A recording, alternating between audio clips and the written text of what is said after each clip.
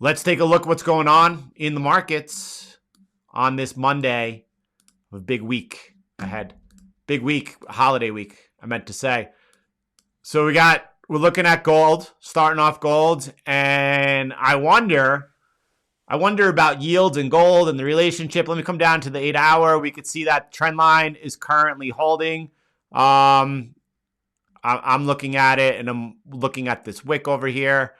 But either which way, that test you could see on the daily, right? Held over here. We're in no man's land below overhead resistance.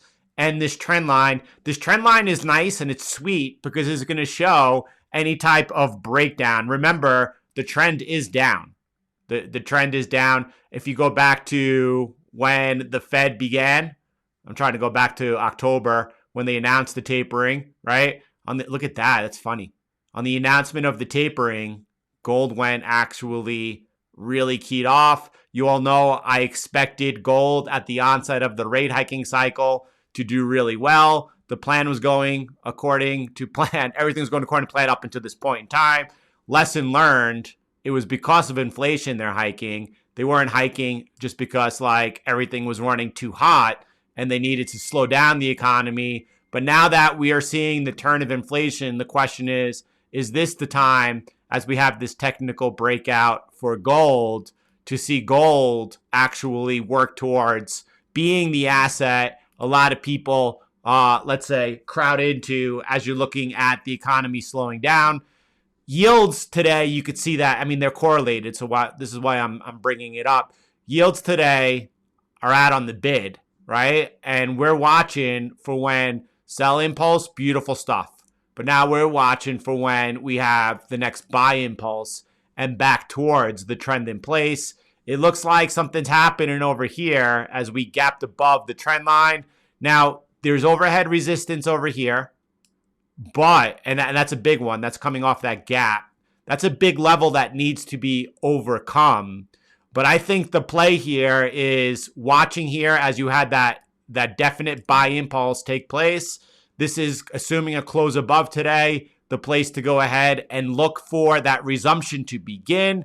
And where it goes and where it ends, I mean, we'll just take it by the technicals. I don't know.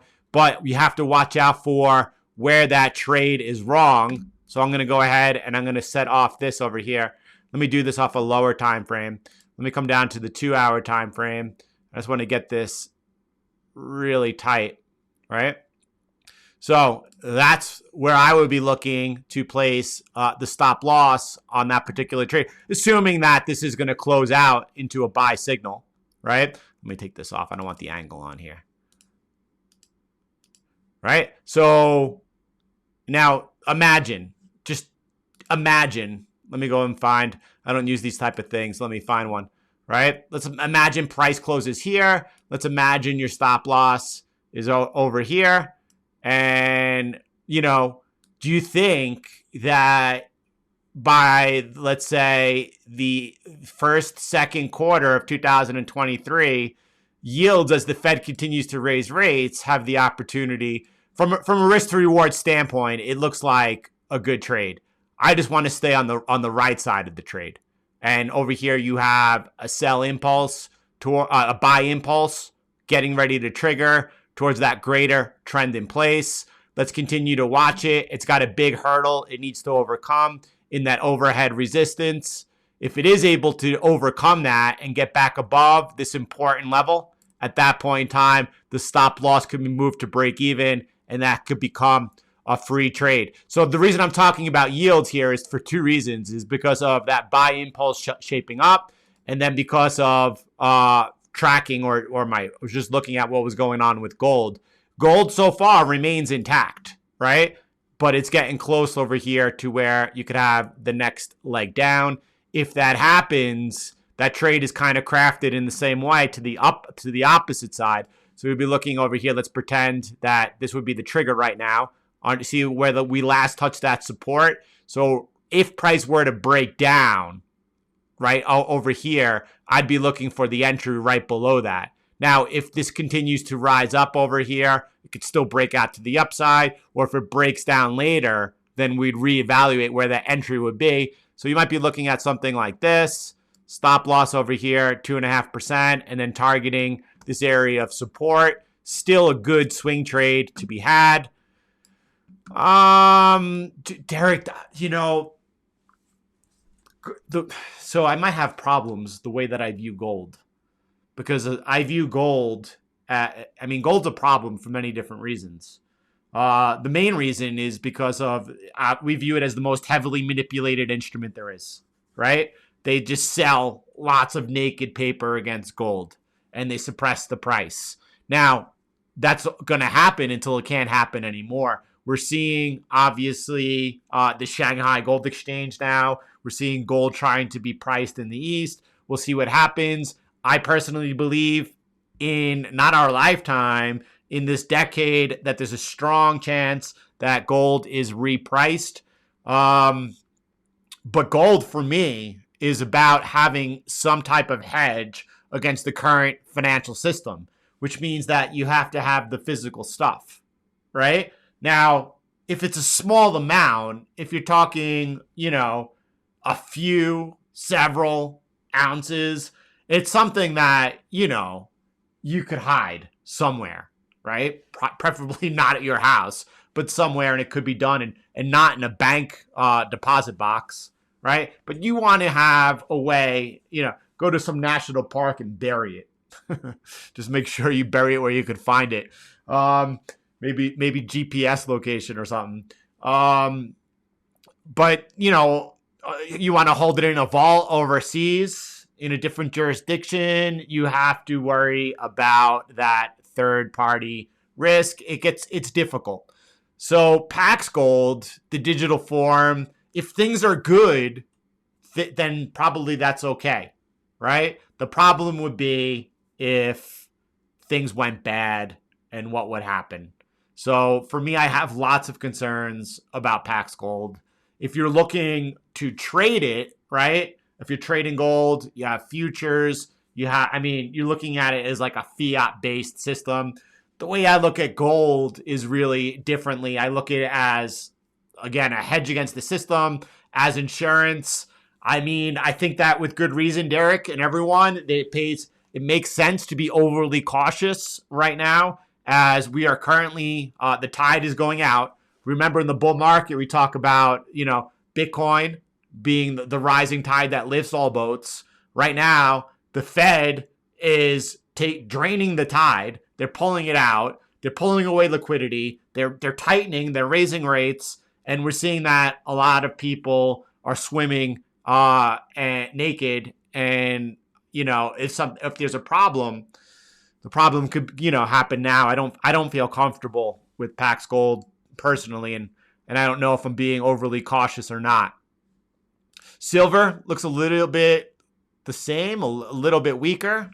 Why am I saying it looks a little bit weaker? I don't know. I was viewing it yesterday, and for some reason I had that in my mind. But over here, we're watching this trend line over here, right? Silver breaking out at the same time. Silver extending its gain in that big move up, further than gold, obviously, but it could fall faster too. Watch what happens. I'd be watching right now, architecting that trade the same way as we did over on gold, if it were to happen.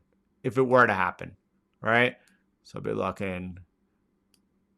That's just into the first area of support. If this were to happen on silver, and you got to move down into this broken resistance here that has since been confirmed into support, what I would be doing would be taking a portion of this trade off, 20%, 25%, whatever, maybe even more, and then moving the stop loss to break even, and then seeing if this broke, if you're able to push it forward.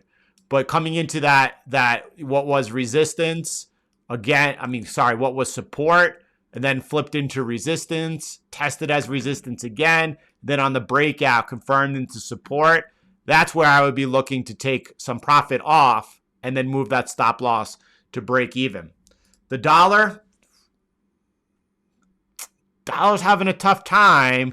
I don't know how smart this trend line is. This is an area of interest that I just want to point out on the dollar that I'm watching. This is a big level of resistance that the dollar will need to overcome if there's going to be any type of, let's say, further up move, over the next quarter or two on the dollar. It is fighting with this trend line that we have over here right now. I just don't know how important this trend line is, or if it's just noise on the chart. So I think for the dollar, well, I don't know. So since I don't know, that's how I'm going to leave it, right? We are just kind of consolidating in that area underneath that last bit of strong resistance. Now, we're targeting this area, but after the Fed raised rates, we're seeing the dollar move up, and it looks like it's fighting with this line. So I'm fighting with what the clarity is over here. Above that green line, I'm going to say that it looks like the dollar is trying to strengthen for a retest of that important resistance above, get back below that green line, and then where it looks like we're headed towards our target. Oil.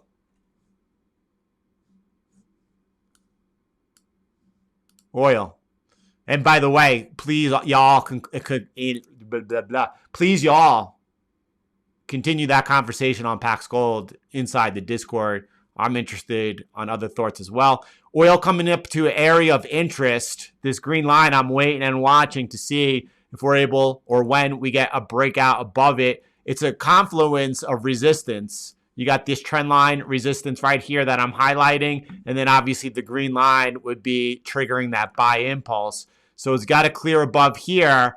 It's a little, let's say, heavy over here right now.